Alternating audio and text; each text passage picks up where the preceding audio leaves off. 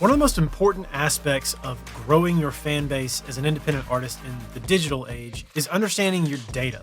And for me, that's a good thing. I love data because I'm kind of a nerd. So today I'm going to share with you 7 platforms that I like to use to better understand my data so that I can more effectively build my fan base as an independent artist. Our first tool on the list is Every Noise at Once. Now this is a great tool for both understanding your genre associations as an artist, specifically on Spotify, as well as understanding the artists and bands that you are more commonly associated with on the platform. So you can start out at the homepage and research a ton of different genres, all of which are sort of identified across the spectrum by Spotify, or you can use the search field and look up your own name. So if I search for myself and I click these little dots underneath the results, I can see a more detailed breakdown of all of these genres that are associated with my music on Spotify. I can pick any of these genres from the left side and I can listen to a playlist of bands that are associated with that genre as well. I can even go up to the top here and select map, and I can see all the different artists that are assigned to this genre according to Spotify. Our next tool is Discover Quickly. Now, much like Every Noise at Once, this platform is built on top of Spotify's API and pulls data just from Spotify alone. And also similar to Every Noise at Once, this is a good way to understand the genre associations I have on the platform, as well as other artists and songs and releases that my music might fall alongside of. So again, I can go to the search field here and I can type in my name to learn more about myself as an artist. I can come and click on different songs here. I can see recommended songs based on DuPree III.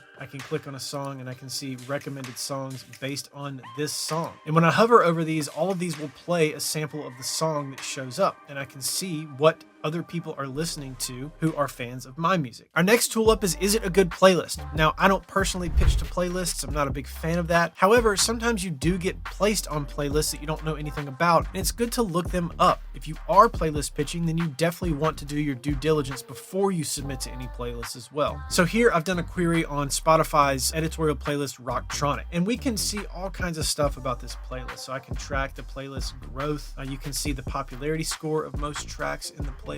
And then you can even go and check out other bands and artists that are on the playlist too. You can see how many tracks they have in there, their monthly listeners, current position, all kinds of different stuff, in the top city where they're getting listened to. Okay, so those first 3 platforms are really about understanding your genre association and other similar bands, artists, and songs, all pulled from Spotify's API. The next 2 are all about understanding your own data as an artist. So the first one is called Musicstax. Now, Musicstax is an oldie but a goodie, but it has a lot of really interesting material if you know how to read into it. Just like the other ones, this is built on top of Spotify's API, so all I have to do is search for my name and find myself as an artist. Here I am, DuPree III, and you can see that I've got a 24% popularity score as an artist, just over 11,000 followers, and then I've got all kinds of information about my releases here. What I can do is I can go and select one of my songs. We'll just go pick Hero from the top of the list here, and there's a lot of really interesting information about this song. Now, the first one that I want to look at is the popularity score, 38%. This is an important metric for understanding when your track may or may not get on algorithmically generated playlists like Radio, Release Radar, or Discover Weekly, my personal favorite. But then you can also look and see how loud is the track mastered on Spotify. This is another good piece of information to have. If I'm making heavy electronic rock music like what I make, I want it to be super duper loud, so negative 4.6 dB, really good. Now, our next tool is very similar to Musicstax. It's called Stream Shuttle Club. Now, Stream Shuttle is a very simple version of Musicstax, but I actually prefer it for a quick heads-up understanding of how my top songs are performing on Spotify. So again, this is built on top of Spotify's API, so all I have to do is search for my name, select my name, and I can see just basic information about myself. So again, I can see my followers and my popularity scores as an artist, and then I have just a quick display and understanding of the popularity scores of my top 5 songs, and I can expand it to my top 10 songs as well if I want to. So those are 2 tools to help you understand your popularity score and more information about yourself as an artist and your own music on Spotify.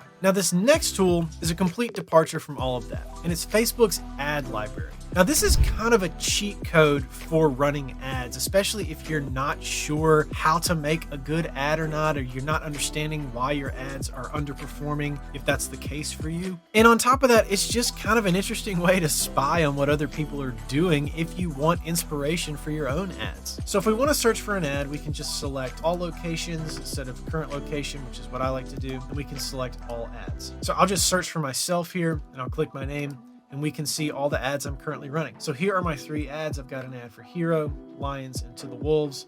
We can go to see ad details, and we can look at all the different versions of the ad that I'm running as well. And we can even, if we want to, play this and watch the ad in action. And then the last tool is the one that kind of brings it all together, Spotify for Artists. If you're not using Spotify for Artists, you definitely should be. Odds are you probably are if you're watching this video, but if you're not, definitely make sure you claim your Spotify for Artists account and get used to understanding your data inside of it on a daily basis. The things I like to look for the most are just a quick heads up display of my listeners for the last 28 days, my streams for the past 28 days, and my follower growth for the past 28 days. I also like to look at where my listeners are coming from, and I like to look at the demographic breakdown of those listeners as well. It also helps to understand your similar artists on the platform, and this new thing, active audience, is a really good indicator of how many people are really actually engaged with your music as well. Now, if you enjoyed this fast track hack to better understand your data as an independent artist, and you want to see more content like this, then make sure to hit that subscribe button before you take off. And if you want to learn more about how I specifically use Facebook ads to market my music on Spotify,